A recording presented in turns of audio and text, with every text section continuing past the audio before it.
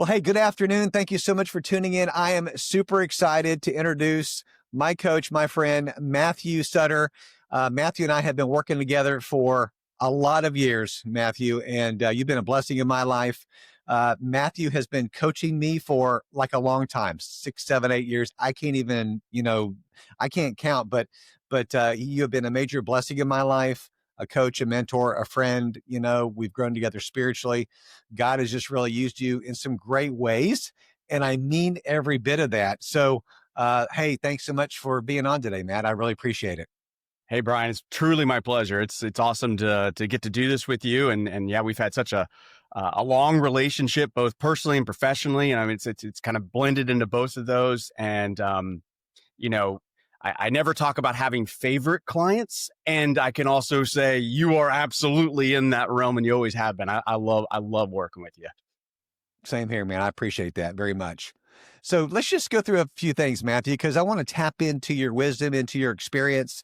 I know you've got a lot to offer people that are watching this. So you've been a coach to some of the top agents in the industry and an international speaker for nearly 15 years.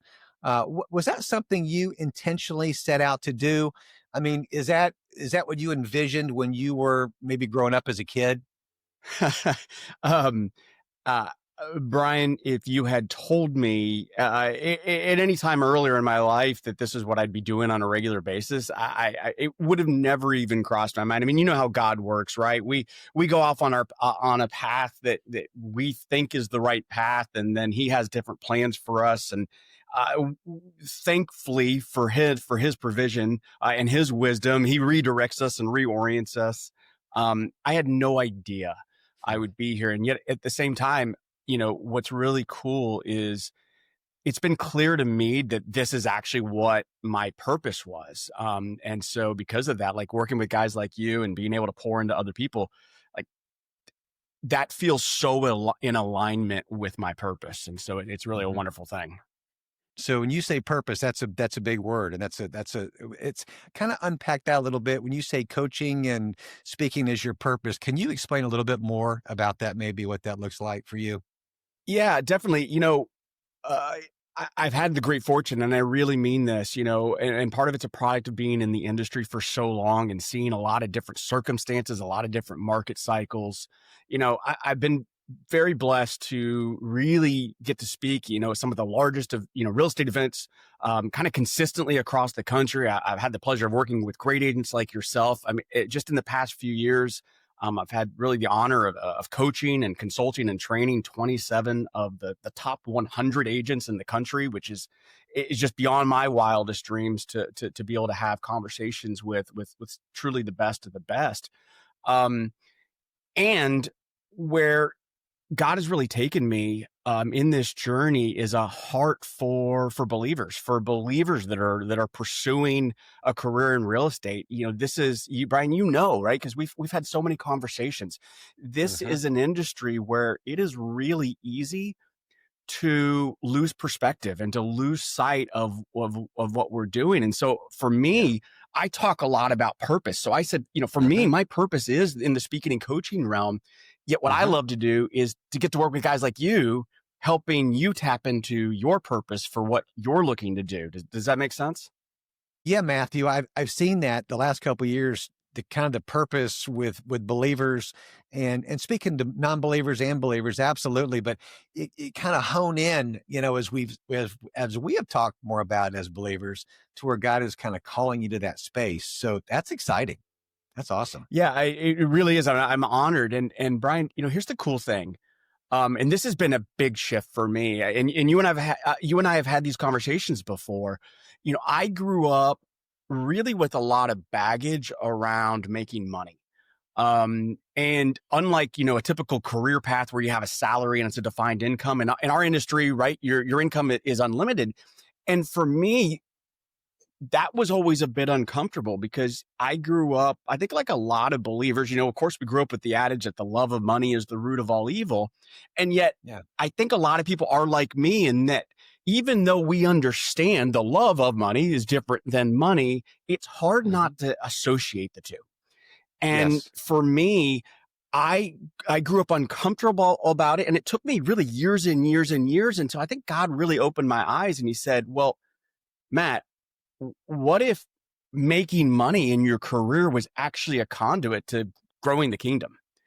And so Yeah. where I become really passionate about working with believers is because I believe in our industry, we are the conduit to be able to create income that can then be used to fund missions, to fund church initiatives, to seed churches, all of Yeah. these great things. And that's really unlocked for me and a lot of the clients I work with, that's really unlocked the vision of, well, let's go build something great, not for our ego, not because it makes us rich, but because it actually allows us to honor God. Yes. Amen. That's awesome. I love that. Yeah, it's how we steward it, right? It's just how That's we right. steward it. So I love Yeah. that.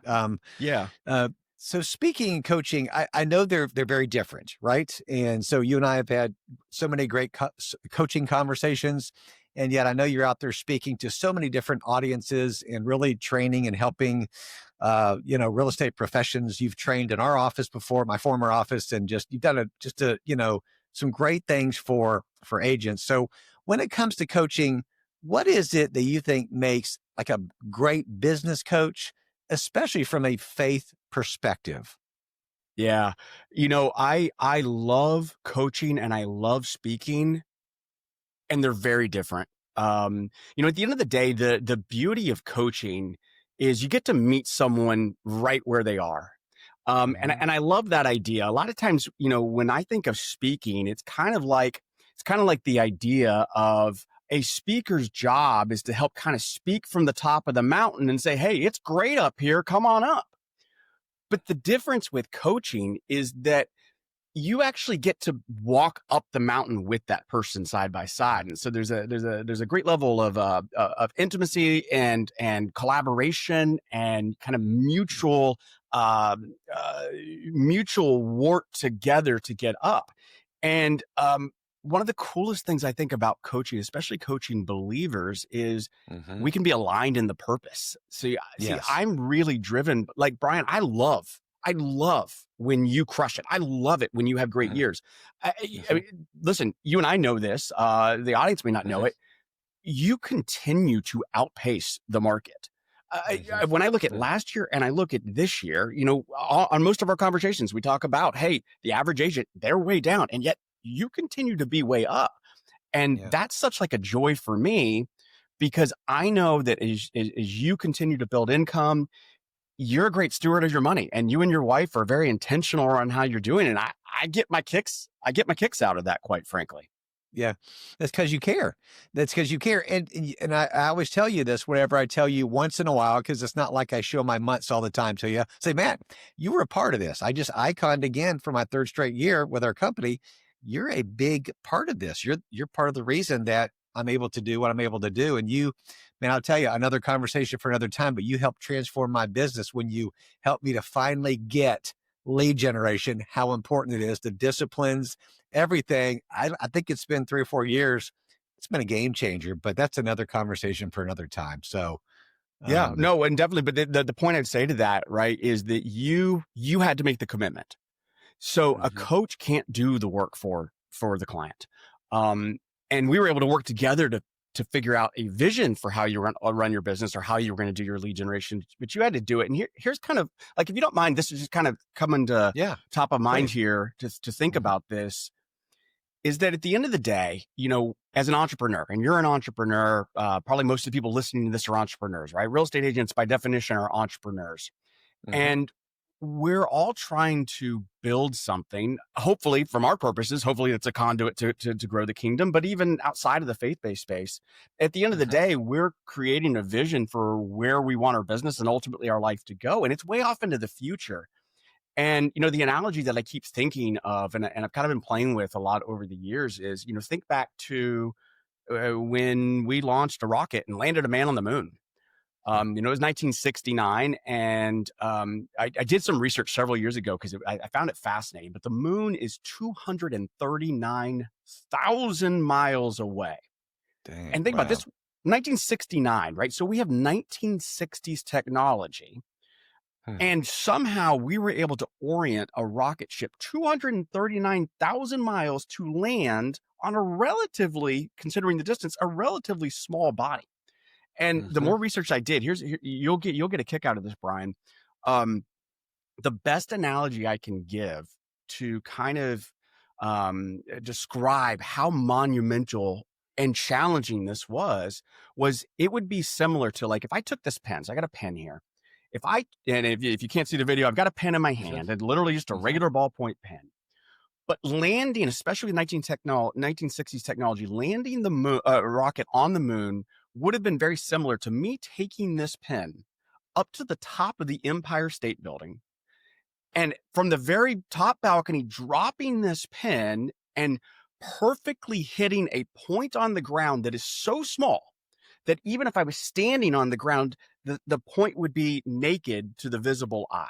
Right. That is, in essence, what we're trying to accomplish. We're building long-term businesses. You've been in the business for a long time, and you're going to continue to power forward. And so we're going great distances. And here's my point, is that at the end of the day, you've got to fly the rocket ship.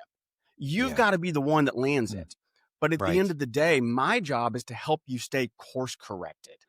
Yes. So that you hit the target. And I'll wrap it up with this, because this is what blew my mind, Brian, is that in 1969, in that journey of 239,000 miles, you can imagine that it would take extraordinary precision to be able to land the rocket all the way that distance onto the moon. But here's the crazy thing.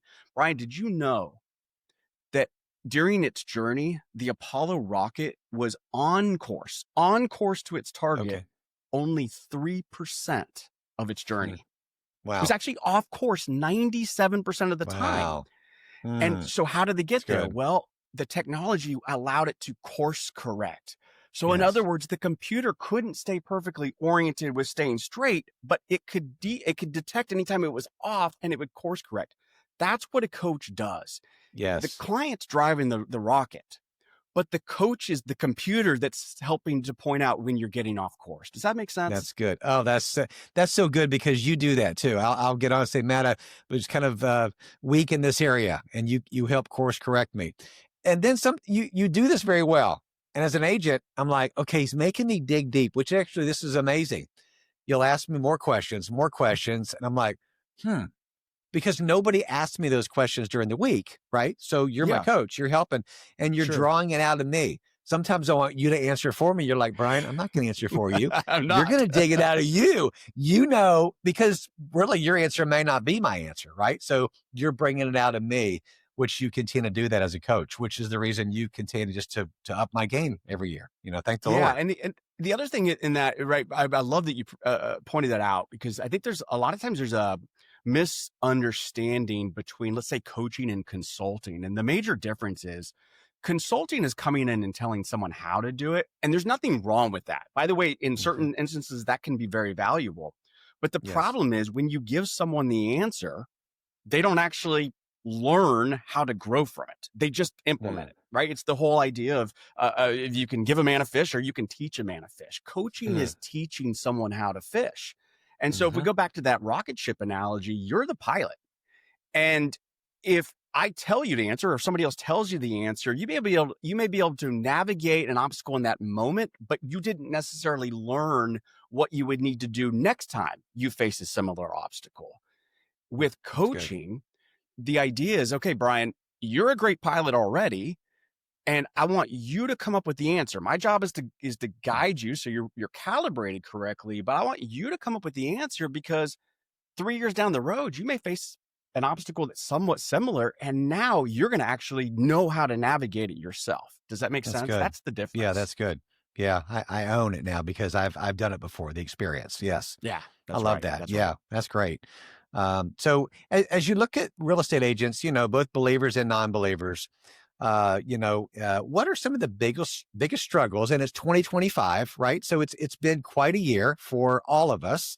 Yes. And but what are some of the biggest struggles as you speak to other agents? And I ask you this all the time, because I like to know what the industry is thinking too.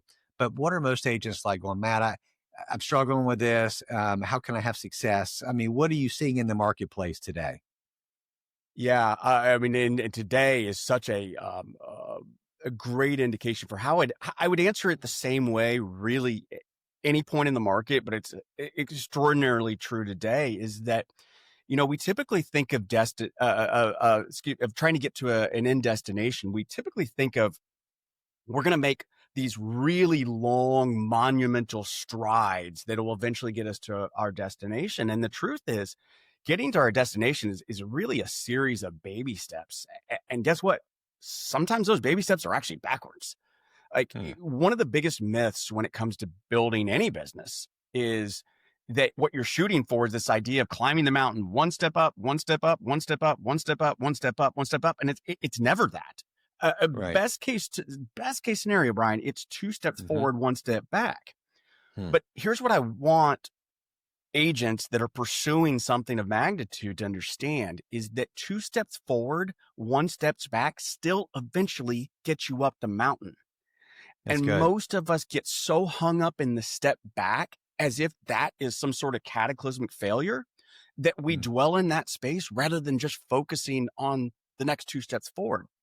But Good. here's the next piece I'd throw with that, Brian, that hopefully is helpful, is that we have to recognize that a lot of times when we make that step back, it's only because we had never been as far as we had ever been before from all the steps forward. In other Yeah. words, when we get our business to a certain level that we've never been at, how could we possibly know exactly how to handle it all? We've never done Right. it before. And Yes. so that step back may feel like failure, but actually it's a great victory because you couldn't have even had the step back if you hadn't gotten as high as you had to begin with. So great, you get to a certain level, you take a step back because you don't know exactly what to do, you figure it Yeah. out, and now you take your next two steps forward. And guess what? You've never been to that space either. And Yeah. that's what success looks like over the long term. And if there's one piece of advice I could give really for any entrepreneur, it's to Yeah. go in with that mindset. Yeah. Because it is a mindset, right? You've got to start with that mindset and not Yeah. having a victim mentality and not feeling defeated. But like you said, look at the progress you're making. Or to feel like you're failing. And to use a different analogy, think about running a marathon. I mean, at the end of the day, when you're building a business, Brian, you're running a marathon, and there are points where if you wanted to prioritize certain things or focus on certain things, you could get into a sprint. Like if you and I, Brian, we just came up with an idea to maximize your production within a very short time period, we could Mhm. probably break a record for you. I have no doubt you're capable of it. Right. But in doing that, what would happen is probably a lot of other things would fall apart. And so after we get past that phase, we may actually not have much business on the other side because we hadn't been developing it. Mm. And so what happens as real estate agents is a lot of times we're running our marathon and we're so busy looking where everybody else is on their Yeah. race and forgetting that when the Boston Marathon goes on, nobody remembers who was in first place after the first or second mile. The only person that gets celebrated is the person that crosses the finish line first. Mm. And It's good. that's why we've got to keep our eyes focused on the finish line, not so worried about where we are at any point during the race. That's awesome. That's awesome. And part of being a Boston Marathon finisher, winner is habits and discipline. So I want to ask you about habits in just a second, but I do want to tell this quick story. I remember when, as you continue to help me develop habits and discipline and lead generation, we were talking about, I said, well, Matt, I don't know when I can do it and how I can go about it.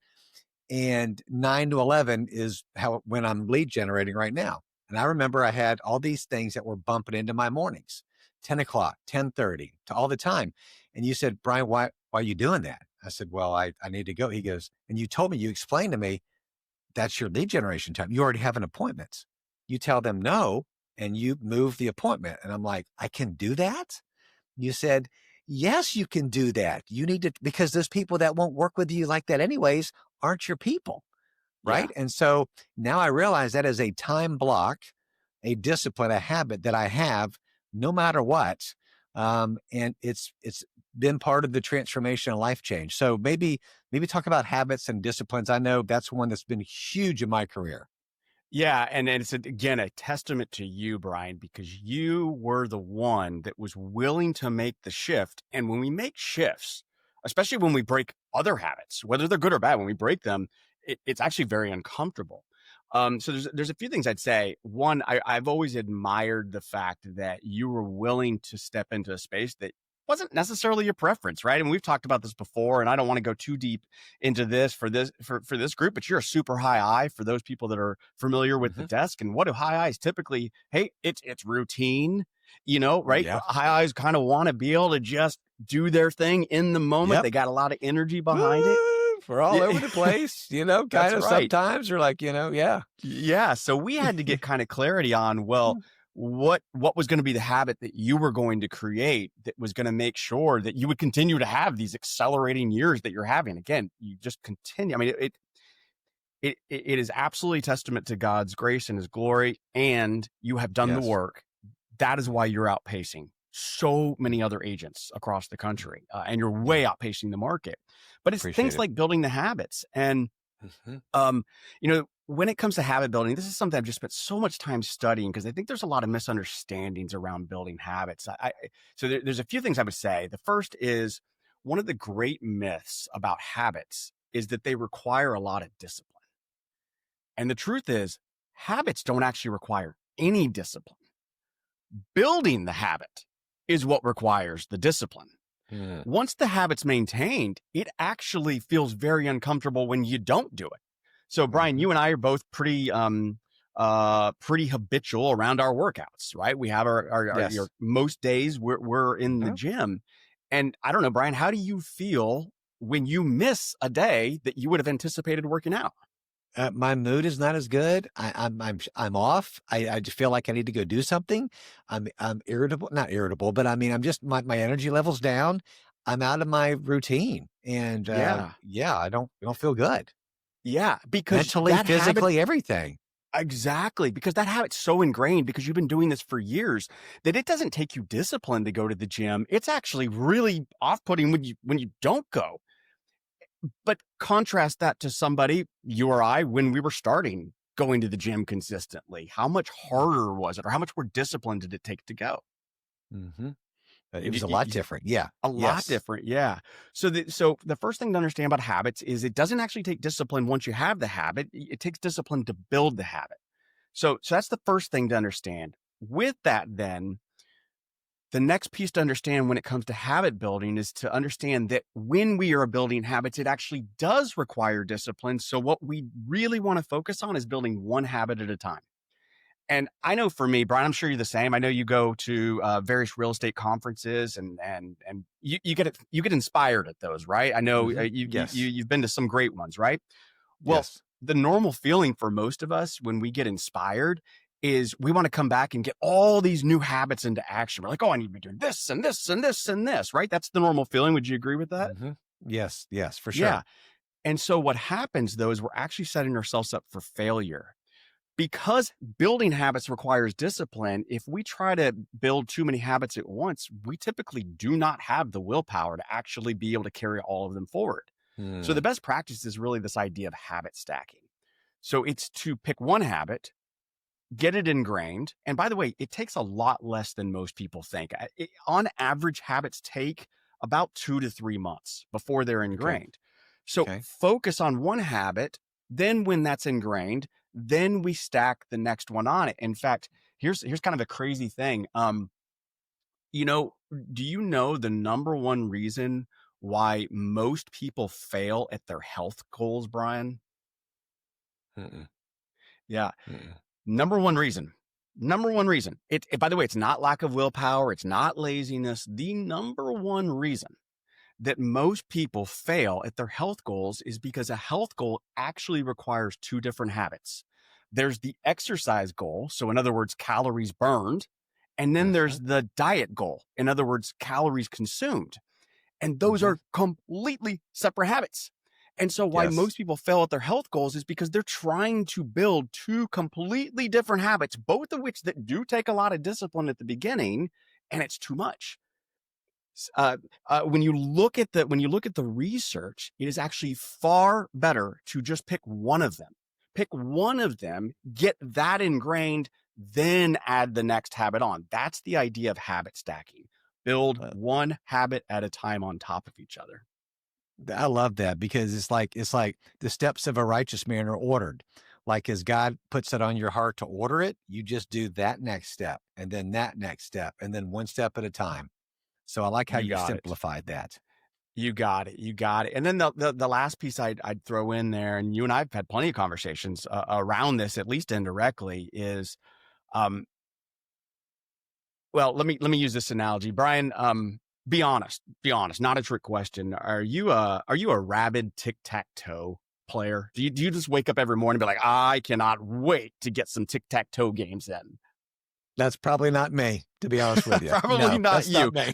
Not me either. In fact, my daughter, she's going to shake her head when she, because I tell this story a lot. She'll just shake her head. She's at school right now, but I'm sure when she sees it, she'll be, Dad, but my daughter, my oldest, she's 13 now. And back when she was about 5, I mean, Brian, she loved tic-tac-toe. And you have kids. What happens when you go to a restaurant and you get a kids menu? What's invariably on the back of the menu? Everyone. It's got it. Tic-tac-toe. That's right. And yes, it does. Every time it's going to be right there. Yep. And then the parents take it from the kids and they do it once in a while. No, I'm kidding you. Yeah. That's right. I love it. That's great. Yeah. I love it. Yeah. So here's the thing. When she was 5 and we'd go to dinner, that's all she wanted to do. It's just over and over and over, tic-tac-toe, tic-tac-toe. And of course, I didn't love tic-tac-toe. I love my daughter, so I played. I didn't love the game. But she's 13 now. And do you realize she never asks to play tic-tac-toe at all anymore? Yeah. I mean, that probably doesn't surprise you, right? Right. No. She's out of the phase, maybe, or just not as of interest or something, or Yeah, well, here's why. Because you're right. She's out of the phase and she's lost interest. But here's why. It's because sometime between the age of 5 and 13, she realized the fatal flaw in tic-tac-toe. And the fatal flaw in tic-tac-toe is that when you have two competent players who are both paying attention, it's actually an unwinnable game. At some point, she learned, because Dad wasn't going to let her win, and at some point she got good enough, and we were both paying attention, every single game was a draw. And so why am I saying this? Well, because we have to think of habits in the same way. Tic-tac-toe is an unwinnable game. And as human beings, we actually will not play unwinnable games. We might play games where we have low chances of winning, but if we fundamentally know we cannot win, we won't do it. So as that relates to habits, especially for real estate agents, one of the biggest hangups is, when you listen to a lot of the gurus, it's, lead generate for 3 hours a day, right? I mean, that's kind of what we all grew up hearing. Yeah. And for most agents, myself included, by the way, when we hear 3 hours a day, we automatically think, I can't do that. That's an unwinnable game. And so guess what? We wind up doing 0. Because we won't even play. And so my rule of thumb when it comes to building habits is be honest with yourself and create a winnable game. For instance, Brian, I know you're way beyond this, but imagine conceptually, I walked up to a random real estate agent and I said, hey, listen, if your life depended on it, meaning you don't get to wake up tomorrow, Mr. or Miss Agent, could you lead generate for 5 minutes today? What do you think the answer is that most would give if their life depended on it? Yes, sure. I can do 5 minutes. Absolutely. Yeah. Occasionally I might have someone say, no, I just have to die. It's not worth it. Right. Not even 2 minutes from those guys, right? Yeah. That's right. No, but in all seriousness, if our life depended on it, we could do 5 minutes. And here's the reality. Is 5 minutes as good as 3 hours? Well, no, but 5 minutes is better than 0. And where I'm going with this is, when we can pick habits and we can make them a winnable game, for instance, 5 minutes of lead generation every business day, well, after 2 to 3 months of that, guess what? That 5 months isn't hard anymore. I'm not even saying you'd enjoy it, but it's not hard. And so what if I were to go to that agent and say, great, you've been doing 5 minutes, let's say for 3 months, awesome job. Can you go to 10? What's the likelihood that agent's going to, again, they may not love that they need to do 10, but what's the likelihood they can do 10? Yes. It goes up, right?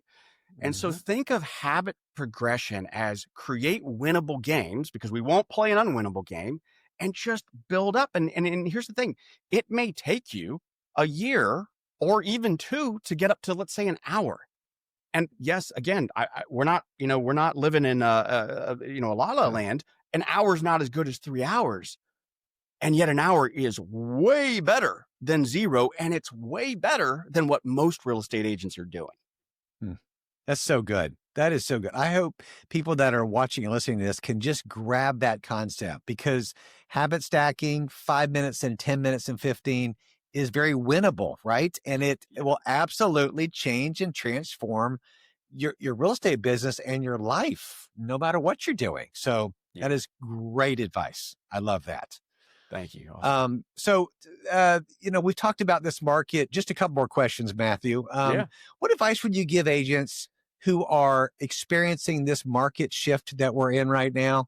I was talking to an agent the other day, and he said, "Man, is it 2008 or something like that?" And we kind of laughed. And he's spending a lot of money on Zillow, which I told him I don't pay to play a whole bunch, and there's nothing wrong with people who do. Absolutely not. But he said, "Man, this is a tough shift for me." Super nice guy. But what advice would you give the agents that are experiencing this market shift, and just to kind of keep succeeding and keep their head up and keep that right mindset? Yeah, no, I mean, it's a real issue, Brian. And just in the last several months, I've been on the road so much, and interacting with literally thousands of agents. And even I think for agents like yourself who are accountable and very much not in victim mindset, it's impossible to not recognize that certain things have gotten more challenging. Now, by the way, that's not a bad thing necessarily. And it's actually not a limiting belief to say something is harder. That's not a limiting belief. For instance, if I go to the gym and I pick up a 10-pound dumbbell, and then I pick up a 20-pound dumbbell, it's not a limiting belief for me to say, hey, that 20-pound dumbbell is heavier. So I think it's okay to acknowledge that the market's gotten more challenging. But here's the thing. I think for a lot of us, and honestly, really over the past 13, 14 years, we've only experienced a market that's gone like this. And so I think a lot of us have succeeded really almost in spite of ourselves. In other words, what I mean is that we may have done a few things right, but we also may have done a few things wrong. Yet the market was so forgiving that we still did really, really well just from the few things that we did right. And the things we did wrong didn't really penalize us that much. Right. We're now in a market, though, where we don't have that kind of flexibility to be able to just kind of hope there's a few things that go well while some others might not. So, I think that my counsel right now is that we are at a place where we really have to recognize that there is a wild and massive difference between being active and being productive. See, most of us as real estate agents, we're wired to go do. We're active, we're busy, we come home exhausted at night. And yet active just means busy. It means we're doing things. The difference, though, productive means we're doing the right things. And I'm reminded, I'll change his name. Love the guy, a great client of mine, great former client of mine. And he tells this story. He's really, really strong, successful agent. And he tells this story from several years ago. He'd gotten to the point where his business was really growing. There was a lot of opportunity that he had kind of created, and him and his wife sat down and they made a commitment that for a period of time, he was going to really grind away. They made an agreement that he was going to be leaving early. He was going to be coming home later at night. And they said, for our family, kind of for the next phase, this makes sense for a period of time. And the one caveat to this was that, and we're going to call him Mike, not his real name, but just to protect the guilty, as I say, they agreed that Mike would be home every night to tuck their 4-year-old son into bed. So he may not be at dinner, for a few months, but he was going to be home to tuck his 4-year-old son. And so Mike tells this story of one Wednesday night, just like, most weeknights, he walks into the house and his 4-year-old son is in bed, sitting up, and, he's all bathed, he's in his PJs, and the little boy's eyes light up and he says, Daddy, you're home. And Mike, he feels lots of love. Of course, it's his 4-year-old son. It's his pride and joy. And he says, well, buddy, of course I'm home. I promised you, just like last night and just like tomorrow night, I will always be home to tuck you into bed before you go to bed. And of course, the little boy is just, filled with so much love and pride in his dad. And so in exuberance, he says, Daddy, Daddy, Daddy, did you sell home today? And of course, Mike, it's talking to his 4-year-old son, and he kind of the proverbial pat the kid on the head, and he says, "Oh, buddy, that's not how it works. No, Daddy didn't sell a home today." And the little boy paused and looked at Mike and said, "Then what'd you do all day?" Here's the point. We can be really, really busy. We can be really, really active. But at the end of the day, there's only certain things we can do that make us productive. And the big aha Mike had was that he was grinding away, but he was coming home not having done the things that actually would move his business forward. That's the biggest thing we need to understand in a market like this. Do not confuse being active with being productive. So good. That is so good. Yes. We tend to do that, right? As high eyes, as society, as culture. What's the typical answer we give people? Hey, how you doing? Hey, what's going on? Yeah, just staying busy. Subconsciously, we just say that. Staying busy. Oh, you must be doing great. You're staying busy. Not necessarily the case. That's a great story. That's awesome, man. Our time. This has been really amazing today, Matthew. I really appreciate your time. You've had a lot of mic drops during this conversation. I think it's been fantastic, and I think our listeners and our people who are listening are going to grab some great truths from this, and so many things we could talk about. But man, thank you for wrapping that up with those great words of wisdom and an amazing story. And Brian, really thank you for it. Yeah, my pleasure. And thank you, Brian, for what you're doing. I love this Realtors of Faith concept. And I know it's been something that, God's really put on your heart, and you're being obedient and carrying it forward. And, I hope you go to bed at night recognizing that God's using you, and I'm seeing the impact nationally of people inspired by your work. So thank you for that. Well, I appreciate that. And as we continue to pray for one another, what God wants to do in my business and your business, I want to be able to get people connected with you. And so whether it's coaching, speaking, can you just give our listeners and viewers just an idea of how to connect with you, and just so they can get this wisdom also? Yeah, absolutely. So we'll put it in the footnotes of the episode. We'll put the link where people can connect us, and by all means, I hope that if someone's come to us from this podcast and they're interested in more information, let me know that that you'd connected with Brian, or you saw this. Brian's doing incredible work, and I want to make sure that we continue to support this podcast, because I think, Brian, God's got big plans for this going forward, for sure. So thank you for everything you're doing.